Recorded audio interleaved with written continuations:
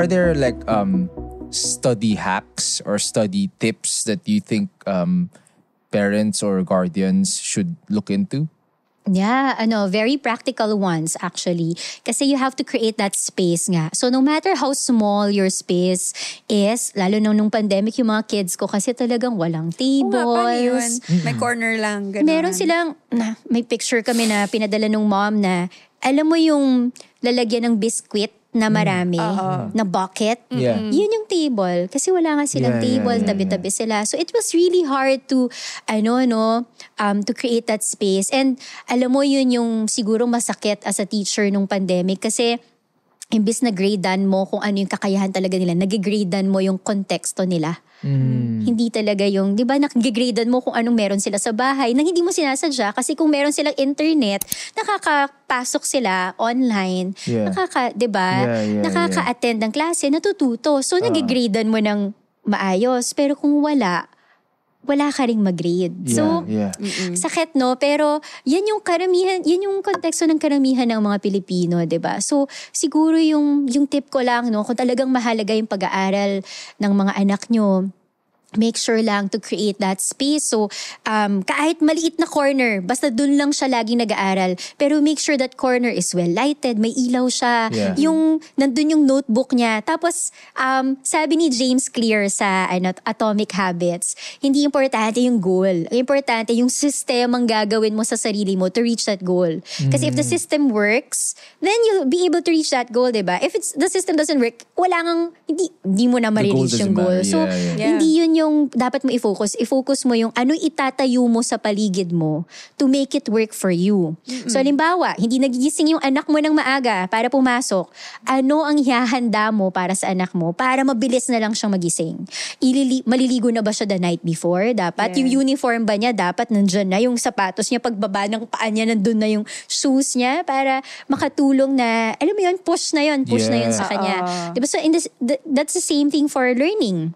Diba? Yung favorite notebook ba niya at ballpen niya yung nandun para maengganyo siya magsulat ng notes niya at aralin, di ba?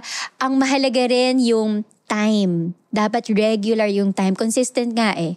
So pag uwi ba niya, matutulog ba muna siya bago siya maglaro? O matutulog muna siya bago siya maggawa ng assignment, saka siya maglalaro. Pero dapat consistent yung oras na yun. So if it's 2 o'clock to 3 o'clock, dapat always 2 o'clock to 3 o'clock. Ganon ka dapat ka-firm. Wow. Hindi sa bawal maglaro Right. Pwede maglaro. But the scheduling May also, schedule dapat. Pwede mag-phone, pero may schedule dapat. Ganon. Para hindi kayo nag-aaway ng anak mo, alam niyo yung gagawin niya.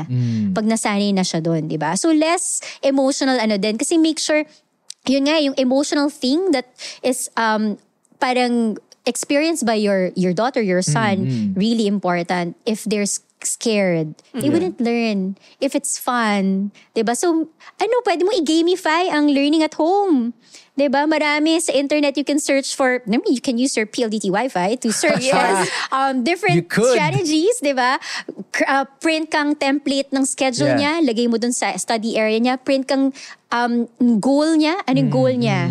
Gusto ba niya maging engineer? Print picture, i-AI mo kung gusto mo, picture niya na naka-engineer outfit. It helps kasi those things.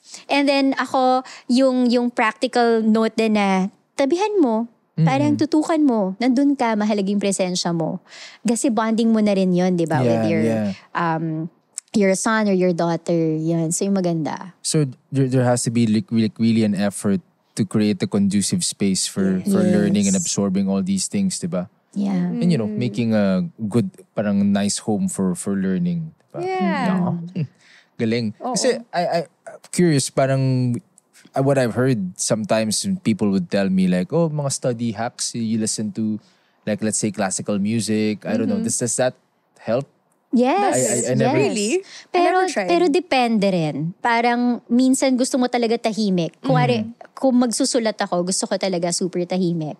So, depende rin talaga sa'yo. Pero pag nagbabasa ako, tas gusto ko lang relax, music, ganyan.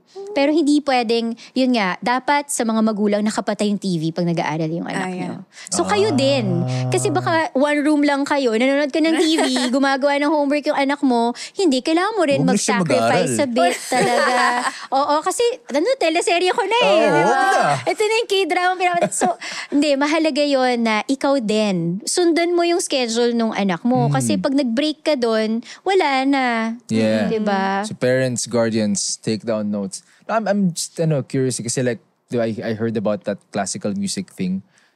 Parang, I don't know if that's like an accidental discovery for me. But when I was preparing for the bar, I listened to like 3 songs over and over again the entire time I was studying.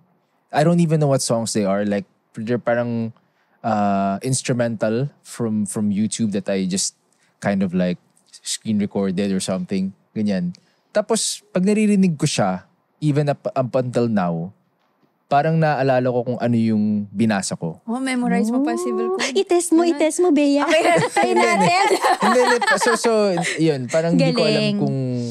kung that has, like, it's a hack or it's a tip or Bakit? It's a learning style for you. maybe, I don't know. Right? I don't know. Actually, Diba? mas yung effect sa'yo niya sa memory mo. Maybe. Parang may association Yeah. of the, parang certain smells, din, di ba? It has an effect on you. Yeah. If you smell something like, tapos it triggers a memory inside. Yeah. Get better connectivity with PLDT Home Fiber. Only all 1799 have everything you need now in one upgrade. Enjoy unlimited internet speeds of up to 200 Mbps that comes with a special entertainment bundle, plus more exciting promos and giveaways monthly. Visit pldthome.com/fiber-upgrade for more details. Hi, I'm Sab Ongkiko. Make sure you like and share this video, and please don't forget to subscribe to the PLDT Home YouTube channel.